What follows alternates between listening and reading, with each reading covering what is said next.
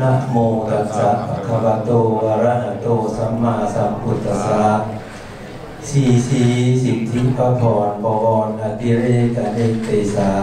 ไสยมังคลามหาสิริมังคเรชาตเพศพร้อมด้วยอาคมคุณบุรุษผุดแปลงแม้นแล้วให้ลูกแก้วขึ้นของเมืองฤทธิเฮืองถล่มแทนคุณแท่นด่าแดงแล้วให้ลูกแก้วกินลงมาเป็นราชาซื้อสร้างเมืองมิงกว้างนาคองขึ้นพุ่นเจืองปองไปเป็นโซกไตรโลกยอมมือสาทะลงอนุภาบายอดยิงเป็นเจ้าจอมมิงเมืองแมนแซ่เมืองมาสวยคำมือนี้ซ้ำขุนพงเจ้าพญาจักทะลงทนสลาดหามานาเราแทบผ่อนพระอีส่วนรอดแทบโซพระนารายโยกสิทธิไสเท้าสหัสจะไหนปักสร้างพ้นขาแก้วใจทองแพ้วบริสุทธิ์อุตตมโสอุตตมโยอุตตมอิทธิอุตตมนาทีอุตตมสีพีราอินทภาคทองไตรยามทางนาวางคัดคู่พร้อมกันโยซ่อนรอนอาทิตย์จรจันทร์รึกมวยอังคารทึกมหาไสพุทธประหัตไปเป็นโศกสุขเศร้าโยกเด็กมงคลอันเป็นพ้นลายประโยชน์อุตตมโสแท้ดีลีมาให้สักขี้ลิ่งลำโลกให้ทุกโศกนานาพระอภัยราชาขึ้นทะลงแทนให้โพยแมนบันดีกันห้าสาลีเมื่อฮอดปูสถิตอยู่เย็นใจทญาที่ส้นใส่ภูวนานนิมนต์ราชบุตรให้เป็นราชาดังเก่าเป็นเจ้าเราซ่องทีวันนี้เป็นวันดีที่ทั้งห้าเจ้าฟ้าเราแทบคุณคุณพรมคุณปองราชถอนแก้วอาสิบประการบรสร้างตนของอาขึ้นสุราเน่งโยวันนี้โพธิญาณนอฟ้าถงเดชกาเสวยเมืองพระบุตรเฮืองทุ้มของภัยพ้นสาราไกลตามธรรมจำนำสัตว์ให้ข้าพ้นเมื่อนี้ดีล้นประมาณแท้แลนาหนุมานมีจิตใจพองแผ้วเนรมิตผ้าซาแก้วจึงแปลงเมืองนาคองเฮืองทศรัตเสียงเขืออาดคุณเมงเงินยังเสียงขับคังทางท้องมูเสนามีทั้งเทวดามาเป็นบริวารแวดล้อมมายุอ้อมทุกโมโยธาทางนาคานาทีพุทธนาทุกพักพร้อมพระแม่ธรณีเมฆราชสีเส้าเท้าเสือถอนเท้าบารมีสวนบรบวนวิธิกาเอาแผ่นฟ้าขี่ต่างงานคุ้มพระกันดานยมมาลาเท้าจัตุโลกาถมรวมทางพองบนเจ้าฟ้าถงเดชกากว่าสิ่งทั้งหลายจึงได้ยังยายพระพรได้ดวงตุ้มลงมาตุ้มฟุ้งคนได้ให้กังวลได้เลือดฮ้อนภายพญาพรภายนี้ทางภายในและภายนอกการแดนเข้าพ่อคีรีพระฤาษีสิทธิเดชจบเพศพร้อมอาคมจึงได้นิยมพระสิทธิประสาผ่อนแก้วอาดวงดีสีอัญสลียอถ้วยใส่เกานกน้องเจ้าสัพพัญโยตนเป็นขู่ไต่ตองโลกนำสัตว์ให้ข้ามพ้นโลกขังสงสารสร้างขานเก่าพ้นพันแล้วสังขารใหม่ขึ้นมาแทนพระอาทิตย์ขึ้นสู่ราศีตักเจ็ดแก้วโมรีเป็นวันดีที่อมุตโสพระสิทธิโยกลักษณาไม่มีพระบรมวงศานุวงศ์แห่งราชวงศ์ลานซางหงขาว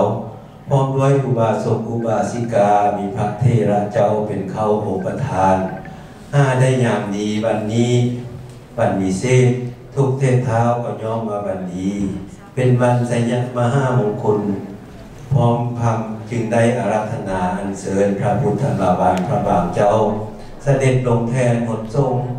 พุทธกังอย่างน้ำขันธารสของหอมมีธรรมโหรีแห่แห่เสพบูชาบูรธาพิเศษหมดทรงแล้วบรบวนจึงได้อาราธนาอัญเชิญพระพุทธลาภานพระบางเจ้าเสด็จขึ้นสู่แทนบัลลังก์ญาพุทธังไสยโสกสิทธิโยพระมงคณามีทางบรมพระบรมวงศานุวงศ์พุทธบริษัททั้งหลายอุบาสกอุบาสิกายินดีสมชื่นพร้อมอนุโมทนาน้อมนำมาอย่างเครื่องสักการะบูชาคันธมาราดวงดอกไม้เทียนทุกไตเบิกบาสีพระมุนีนั่งเก้าองค์เป็นเจ้าในโลกโลกาข้อจงสมาคมทุกสิ่งทอถ้าลงพระสนยิ่งเทียราคา5,000 พระบัตรซ่าอย่างหูเศร้าฟุ้งค่าพระบ้านเจ้าทั้งหลายพร้อม กันมาข้ามใบบูษาลอดบาใดแต่ต้องรูปไรขันสีไล่ทุบตีกันเย้ายอกโห่ห้องโกระห้นกายเวลายามเดิกดื่นพระสร้างพระเจ้าตื่นทางหลับบ้างมาทันนำฮอดข้อพระบาทแก้วเจ้าได้โพธิกุณาขอให้หายโทสะระงับโทษปราศจากเป็นกรรมด้วยเถิดอีกประการหนึ่งพวกข้าพระบาทเจ้าทั้งหลายมีความปรารถนาต่างๆก็จะได้ห่างพ้นฐานก็ให้เป็นญาณนำเมื่อฮอดเมืองย้อนแก้วนิรพานบางพองปรารถนาเอาสมบัติอันมากลากโลกียะเป็นเสียทีมั่งมีนับสิ่งอสงไขยบางพองปรารถนาเอาจักรพรรดิตราธิราชให้ได้ภาพแพ้ในทวีทางสีคารนาบางพองปรารถนาเอาพระสัพพัญญูทนญาณอันดำเนินนำสัตว์อันประเสริฐเข้าสู่นิรพานบางพองปรารถนาเอาพระปัจเจกโพธิญาณ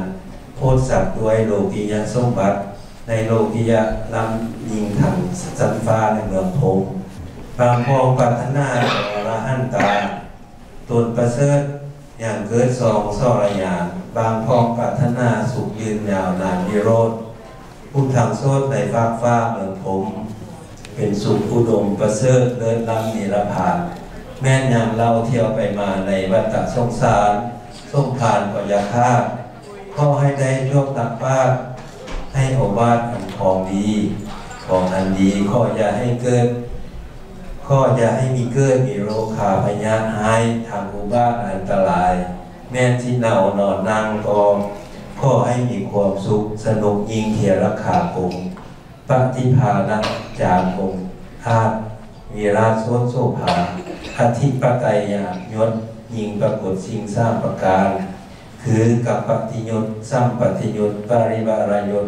ข้อจงสำเร็จสวัสดีทุกเมื่อด้วยความเสื่อพระพุทธคุณจัตตโรธรรมาอันวาวุธิธรรมทั้งสี่คืออายุวันนะสุขภาละข้อจงจำเริญในขั้นทัศนดานแห่งพวกข้าทั้งหลายทุกเมื่อทุกยามตามต่อเท่าเข้าสู่นิพพานขอข้าเถิดนิพพานังปัจจโยโหตุอนาคติกาเลสาธุสาธุสาธุ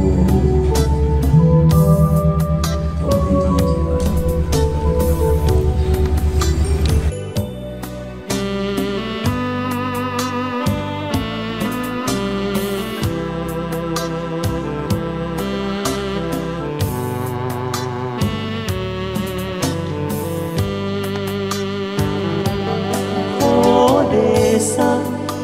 พระบารมีล้นเก้าทรงเป็นห่มเงาปัดเป่าพ้นในอาณานำความอ้มเย็นหาสุขเล่ากับคืนมาให้เกียรติเล่าดังกองฟ้าจะรึกพระคุณฟ้าใสขอให้พระองค์จงทรงเกษมสำราญพระสุนยืนนานคู่ควรศาสตร์ลาวเลื่อยไปทางโอยภัยเว้นมานนำควรพระไทยนำสุนศาสตร์ลาวยกใหม่ก้าวไป